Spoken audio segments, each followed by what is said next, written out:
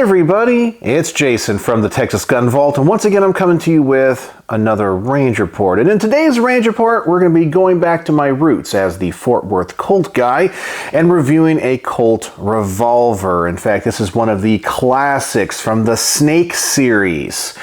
We'll be reviewing, shooting, taking to the range, and talking about the Colt Diamondback. And this one is chambered in .22 long rifle with a 4-inch barrel. Essentially, these are kind of scaled down pythons. Now, unlike the pythons, these are not as refined. They're not finished as well. They're not hand-tuned, but they're still considered to be top quality revolvers. The Diamondbacks were made between 1966 and 1988.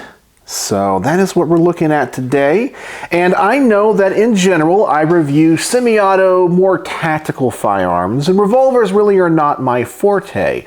But this one is beautiful, and I'm hoping I'm going to shoot it well. Because in the past, when I have reviewed Colt Pythons and shot Colt Pythons, they've just been awesome.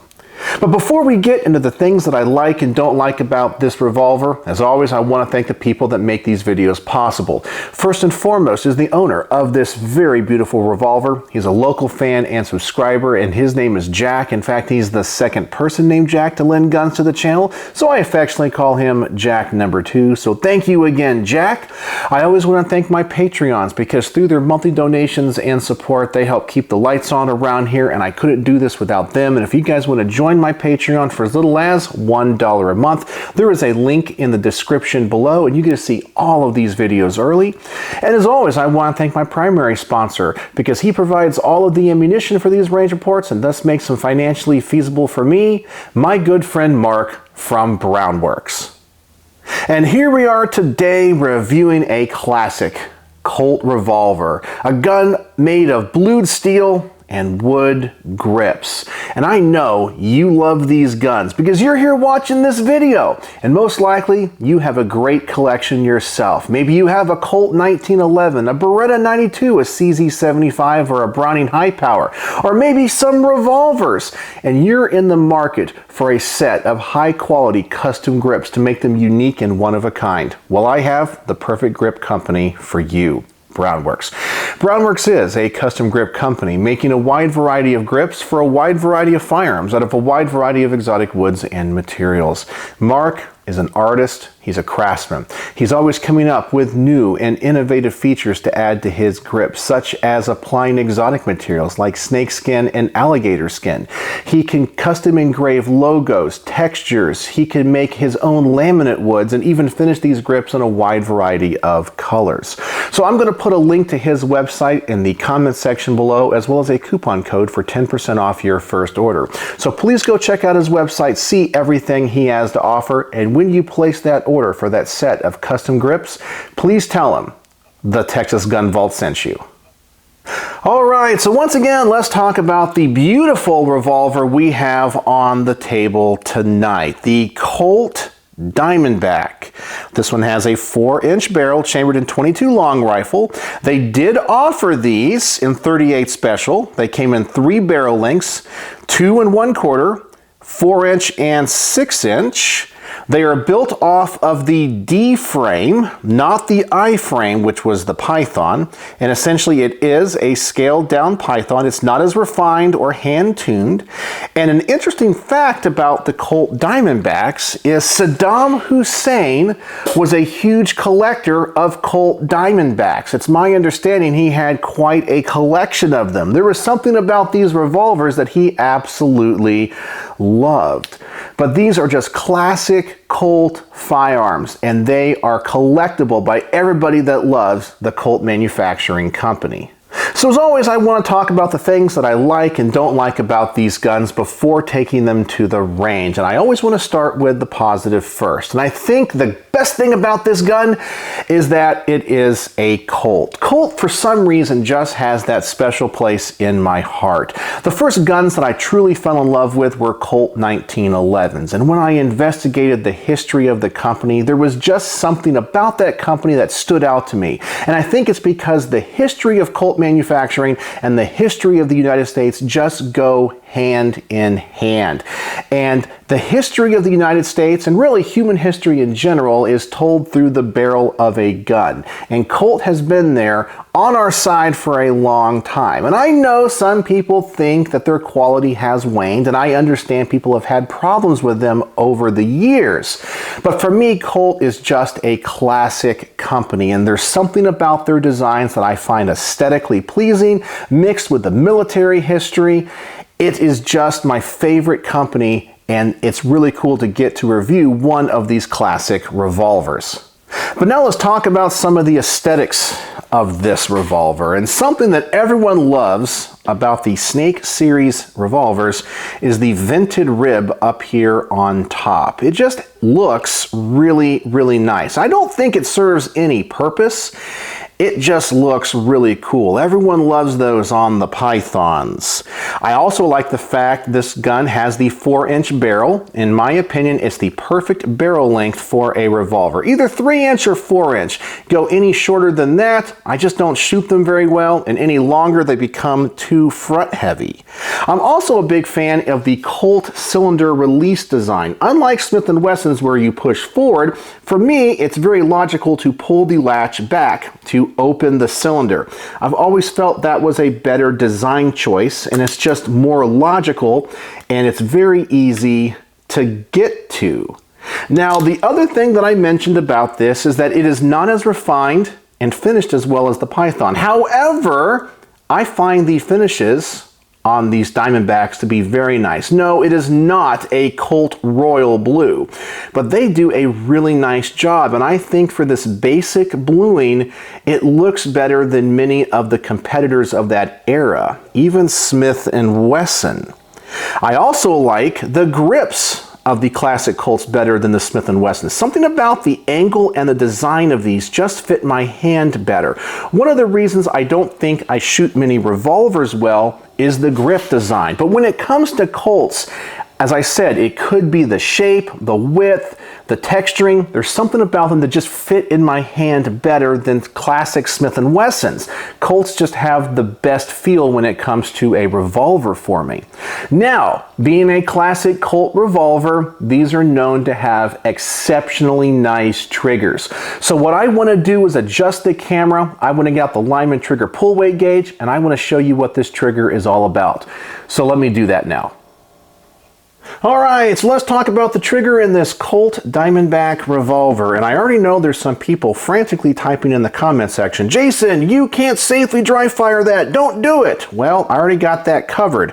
I'm going to be using some of these little cheap plastic wall hangers, which conveniently are about the same size as a .22 caliber projectile, but because they're made of plastic, they have a soft rim, and they do fit into the cylinder of this revolver. So that will protect both the cylinder and the firing pin on the hammer. But I only have 5 of them, so I have to be careful. And this is a good time to talk about how this cylinder turns. A Colt cylinder, when you pull the hammer back, is going to turn clockwise. I'll show you that again. Turns clockwise. A Smith & Wesson revolver will turn counterclockwise. So in order to safely dry fire this, I'm going to make sure this empty cylinder is at the top, so when the hammer comes back that first time, it will go to the first of the 5 caps. Now let's get out the Lyman trigger pull weight gauge. Now I have tried this before filming, and sometimes the double action pull is a little bit too heavy and it doesn't read on this gauge, which I think this goes up to about 11 pounds. But sometimes it's a little bit lighter, and these double action pulls are a little bit hard to read consistently. But I want to try to do a few of them and see what we get. So let's try it out here. Our first pull,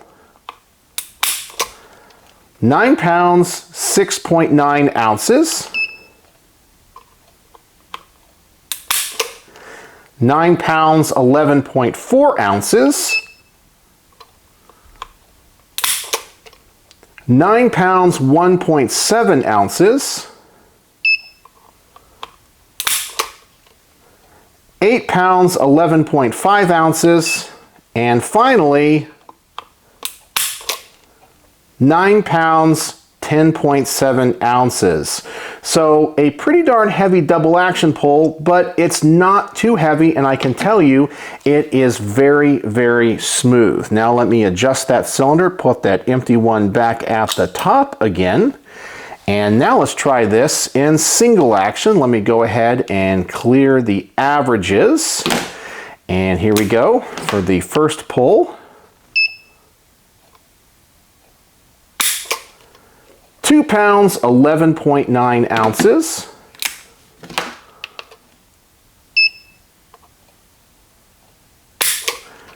Two pounds, 13.4 ounces.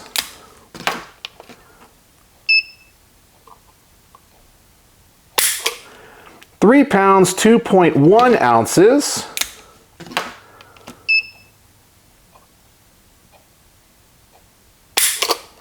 2 pounds, 15.5 ounces. And finally,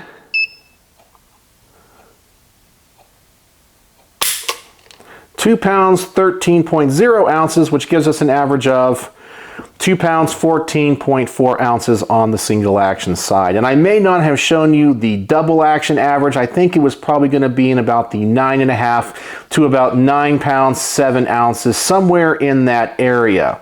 So this gun has an exceptional trigger, and it really shines in single action, just like all of the other Colt classic snake revolvers. So now is the time in the video where I like to talk about the things that I don't like, but I'll be very honest with you. There's nothing about this revolver that I don't like. It's absolutely beautiful. Maybe I'll discover something about it I don't like, but I'll tell you about that after I shoot it. So let's go to the range. And as always, I'll start off by setting out the target at 7 yards. I'm going to put 2 cylinders of .22 long rifle through this, just see how well it shoots. I'll shoot it single action first and just see what I discover.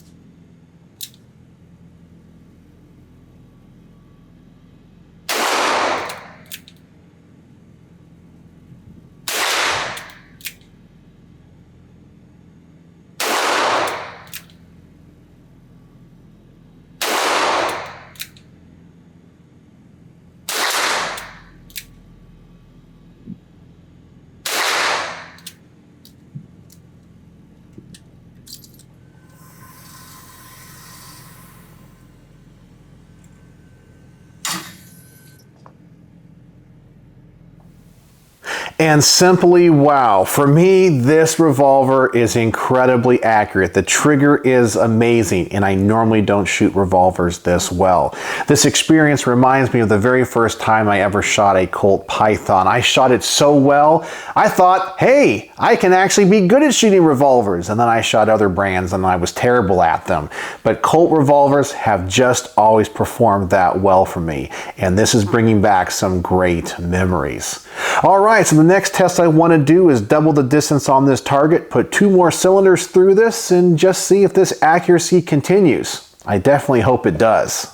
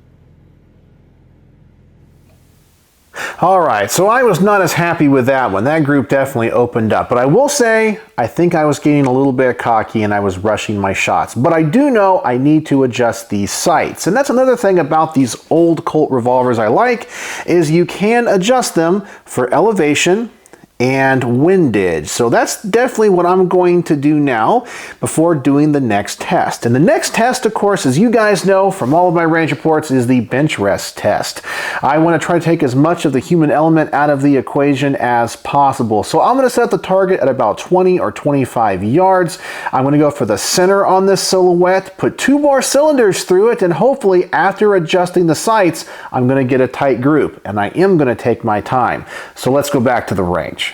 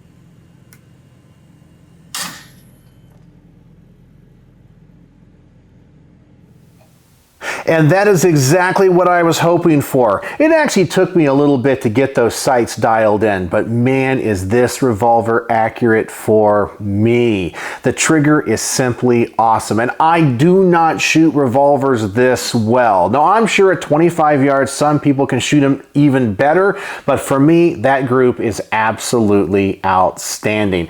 I really feel like I can't miss with this thing, and being the fact that it's in 22 long rifle, it's so much fun. All right, so the next test I want to do is test out the double action trigger. Now, when I shoot semi-automatic pistols like SIGs, many times I shoot them in double action better than I do single action. But I don't think I can beat my single action shooting with this. But I'm going to bring the target back in. I'm going to put a couple more cylinders through it in double action and just see what my accuracy is shooting it this way.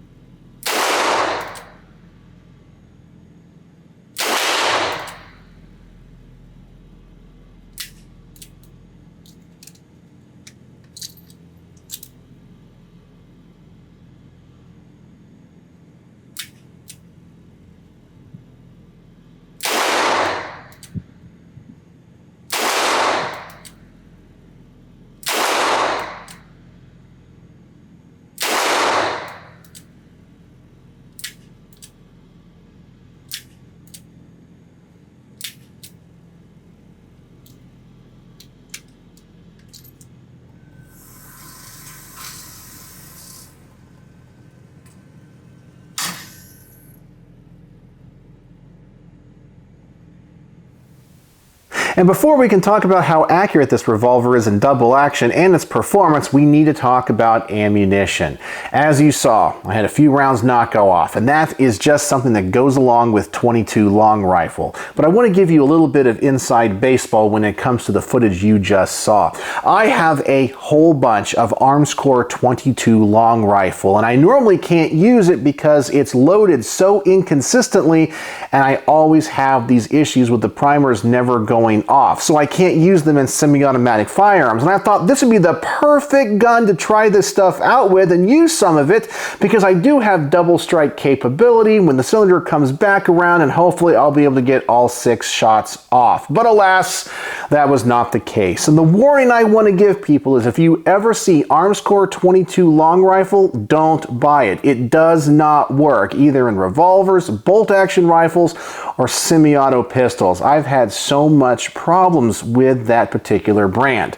But now let's go back and talk about this particular revolver. In double action, it's just as accurate as single action. This thing is awesome and exactly what I was hoping it would do. It is so much fun to shoot. I can't miss with this thing. And for all of you that always make fun of me for my revolver shooting, well, now you see I can actually do this pretty well with the right gun. Alright, so the last test I want to do is try to do a defensive use of this gun. I'm going to load this up with some high quality defensive 22 long rifle, and I just want to shoot this fast. Maybe this is the only caliber you can carry for self-defense, and you have a really nice taste in guns, and you buy a Colt Diamondback, and maybe this is your bedside gun. Well, can you shoot it fast, and is running higher quality 22 defensive ammo going to cause any issues? And is the gun point shootable? If you're not even going to use the sights and just point the gun at the intruder, is it going to work? Is it naturally pointing? Well, let's go back to the range and find out.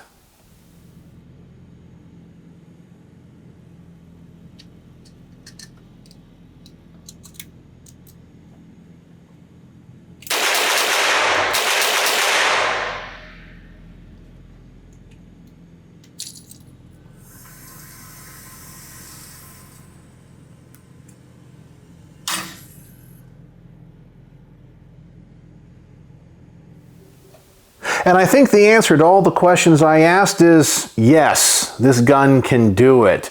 This could be used as a home defense gun if 22 is all you can handle. And I would definitely trust it with some high quality ammunition. And the gun is very easy to point shoot. Now, I don't shoot it as well as I do if I'm looking down the sights, but all those rounds were on target. So I'm calling that one a win. Now, the reset on the double action trigger is a little bit long, and I'm used to semi-automatic pistols, so I did stumble between the 3rd and the 4th rounds. But this gun is so much fun to shoot. It's so accurate. So what are my final thoughts on the Colt Diamondback chambered in 22 long rifle with a 4-inch barrel, one of the classic Snake series revolvers? This gun is absolutely fantastic. This is a great revolver with an outstanding trigger. It is beautiful and well balanced, and its reputation is well earned. People love this revolver, and I can see why, and I do too. This gun makes me look like a better shot than I actually am. And there's absolutely nothing about this gun that I didn't like going into the review, and after shooting it, there's absolutely nothing about this gun that I don't like. This is a perfect review, so I think on my star system, you guys know what I'm going to give it. That's right, 5 out of 5 stars plus. I think that's the highest rating I've given any gun. This revolver is awesome, and it has been an absolute pleasure and joy to shoot it. So what do you guys think? Do you guys own any of the classic Snake series revolvers from Colt?